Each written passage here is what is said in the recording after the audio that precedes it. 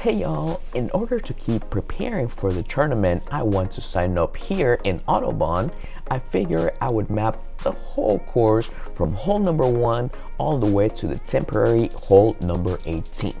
While I go through the video, I'll share any tips I might have from what I've seen and experienced before.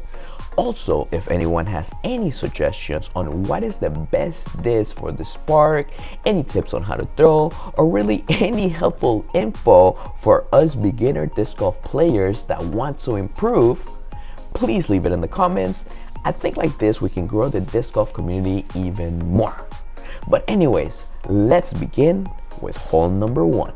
For me, this is a hole I will forever remember because when I was first starting, I must have thrown about 3 discs over the fence even though the basket is on the opposite direction, and it took me about 8 to 9 throws to even get it in the basket. So my tip for hole 1 is to keep the throw more to the middle left, and as y'all can see, once we get closer, we see the basket is inside this little forest going on a small downhill.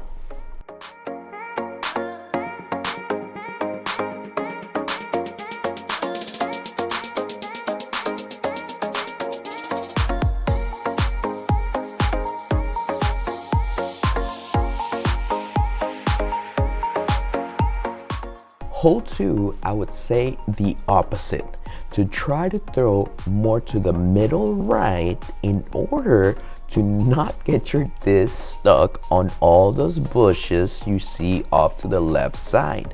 It is very common, and this park is not as accessible behind the bushes as other parks. Now, this is thinking most beginners like myself are throwing backhand and with a disc that fades left. After that, yes, there are some trees in the way, but for the most part, there is enough open space to the basket.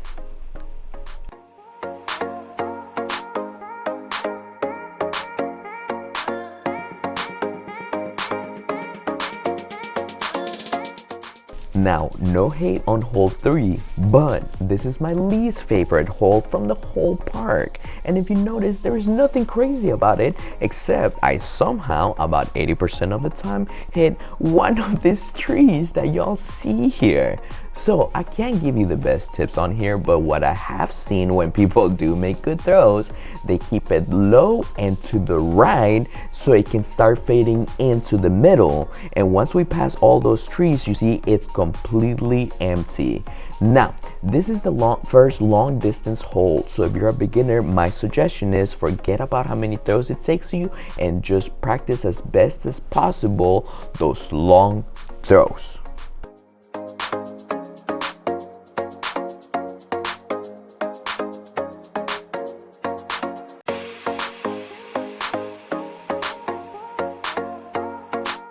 Hole 4 is a short hole that can be aced. I came close a few times, but not yet. But that is if you can get past all these bushes and trees in the way.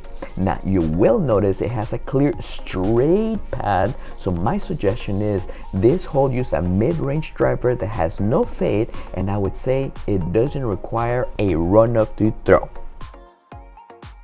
As y'all see, hole 5 is over water, so my suggestion, if you're a beginner, skip this hole. Now, I'm not saying quit or don't try, nothing like that. It's just more than likely that this won't make it over, and you will either spend a lot of time trying to get it back or not finding it. And in my experience, I remember it kind of bummed me out when it happened to me when I was first starting, so I just don't want y'all to get discouraged. And eventually, it will happen, trust me, myself. I just started throwing this hole about 2 weeks ago.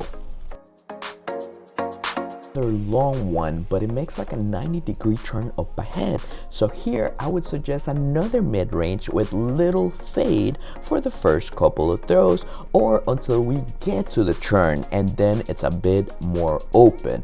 Not only because with the fade it will go farther away from the basket, but it might also go into the walking path on the left side. Once we get to the turn, you can see it's way more open to the basket. This is another hole that I would suggest to not worry about the number of throws, but more about practicing your technique.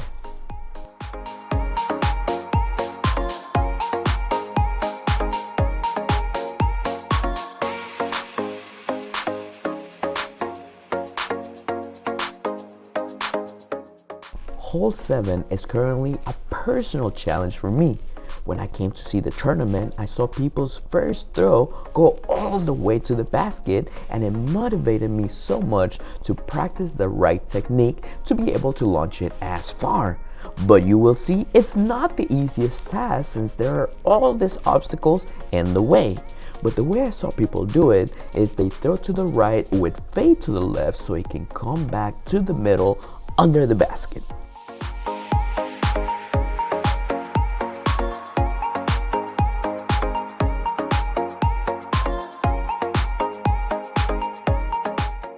And 9 are pretty much the same, just going the opposite way.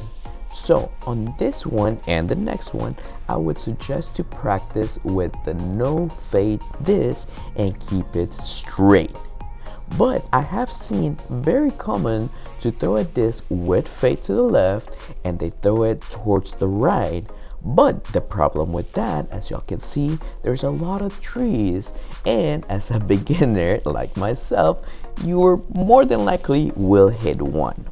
Now when you get closer, be careful putting because there is a creek back there. Me myself, I already lost 2 discs. But as you can see, hole 9 going the opposite way, there is no creek back there, but on the right hand side under that bridge, when it rains, all of that becomes flooded. So if you throw a disc going that way, more than likely it will get lost until all that water gets drained out. Now right here you have the option to go from hole 9 straight ahead to hole number 16, then 17, and finish on 18. That's the short way, or you can continue here to hole 10 and do the whole course. Alright y'all, we made it to the back holes, and here on hole 10 I definitely suggest to start with a disc with no fade since I've seen a lot of people hit those trees in the beginning. But after that it's way more open. Now this is similar to hole 8. There is a creek behind the basket, so do be careful and make sure to not overthrow.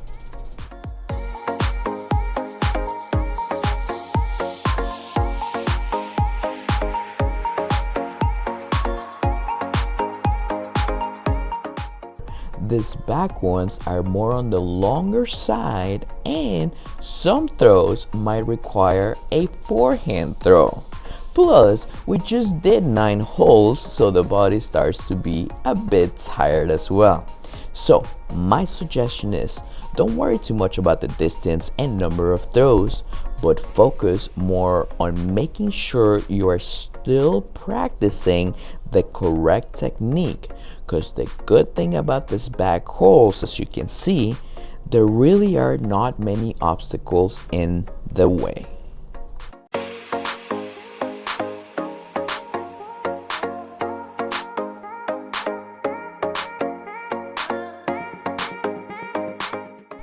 So right here, hole 12, I believe this one is better to throw forehand off to the left so it can fade in right towards the middle, instead of throwing it backhand off to the right and risk getting it stuck in the bushes.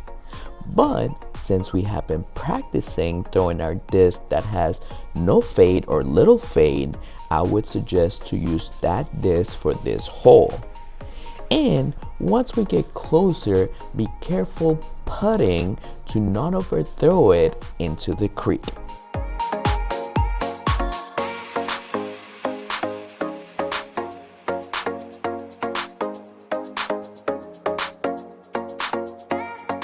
Here, the sign for hole 13 says it is straight ahead behind that huge tree we see, but really it's off to the right, as you can see. The good thing about this hole is it goes back to normal distance. Well, when I say normal distance, I mean normal distance for a beginner. And again, we see there are limited obstacles, so we can go back to throwing backhand off to the right so it can fade in to the middle.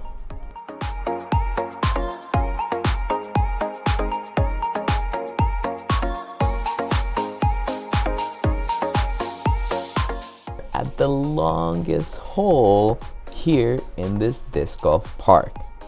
And as a beginner, this is the perfect hole to practice our long throws or forehand throws or disc or anything, since we have all this open space.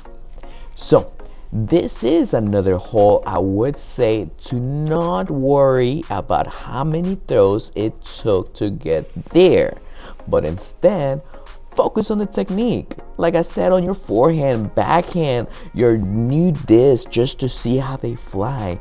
You'll have all this open space to do so.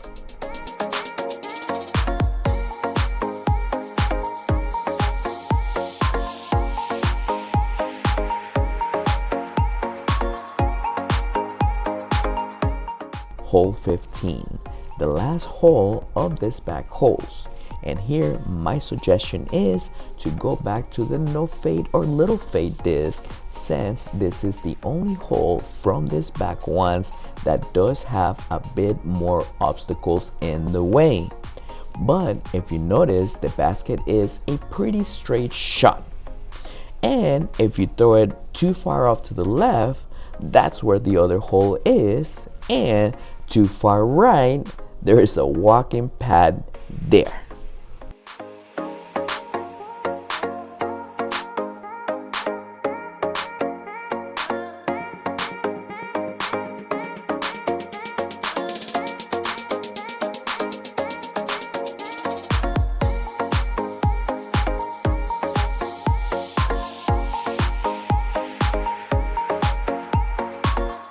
Hole 16 is another one I have a personal challenge with. For me, I've been trying to birdie this hole for a while now, getting really close. So I would highly suggest to do first throw mid-range with no fade or little fade disc, and I believe this doesn't require a run-up either. The first throw should be really close to the basket, and the only thing left would be a putt.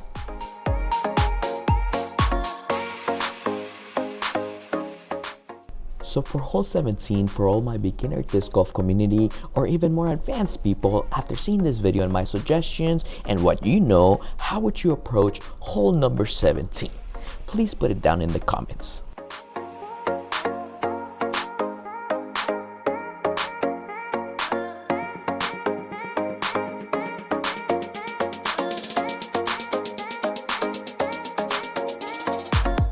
So the normal hole 18 is closed due to construction on this park, but it normally is right here to the right of hole 17, and you just throw straight ahead, and when you finish you just walk to the parking lot. But since it is unavailable, let me show you the temporary hole 18. Right, y'all, last hole, and here it's a free-for-all. There are so many obstacles in the way. I suggest to throw what is vibing more at the time. And with that, I want to thank you for watching and following along my disc golf journey. If you can, make sure to like and subscribe, and I'll see y'all at the next practice. Disc Golf David, over and out.